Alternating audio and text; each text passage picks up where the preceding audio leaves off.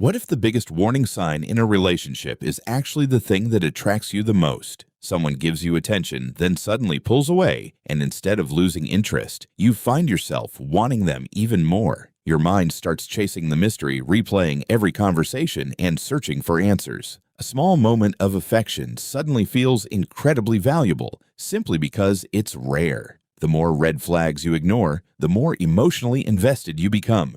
Ironically, stable and kind people can seem boring, while unpredictability feels exciting. But that's because your brain often mistakes emotional highs and lows for genuine chemistry. So before you go any further, ask yourself this. Have you ever ignored a red flag because the attraction felt too strong? The answer lies in the way your brain is wired. It doesn't always choose what's healthy. It often chooses what's exciting. When someone gives you attention unpredictably, every unexpected text or compliment becomes a reward, and your brain starts craving the next one. Psychologists compare this to gambling because you never know when the next reward will come, so you keep trying. The less available someone becomes, the more valuable they seem. Without realizing it, you're no longer chasing the person, you're chasing the emotional high they create. But have you ever confused anxiety with love? Here's where it gets even deeper. The reason may have nothing to do with your current relationship. It may begin long before you ever met that person.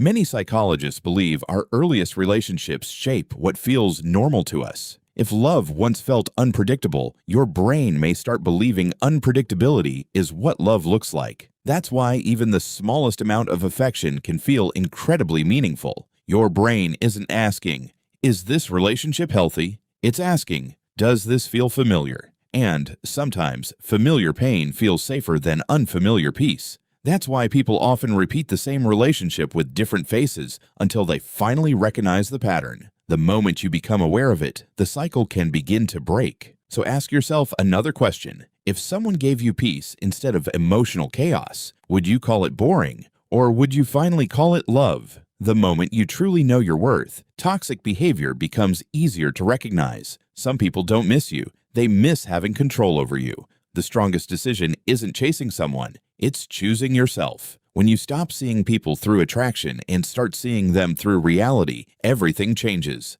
Healthy love may feel quieter, but quiet doesn't mean boring. Real love doesn't leave you anxious, it leaves you feeling safe. Healing begins the moment you stop confusing emotional chaos with passion. The more self-respect you build, the less attractive red flags become. What's the biggest red flag you've ever ignored because you liked someone? Was it worth it? Or did you regret it later? Let me know in the comments because I read everyone. In the end, every relationship begins with a choice. Are you choosing with your heart or with your unhealed wounds? The strongest people aren't the ones who ignore red flags. They're the ones who walk away from them. Self-respect is the one thing toxic people can't manipulate.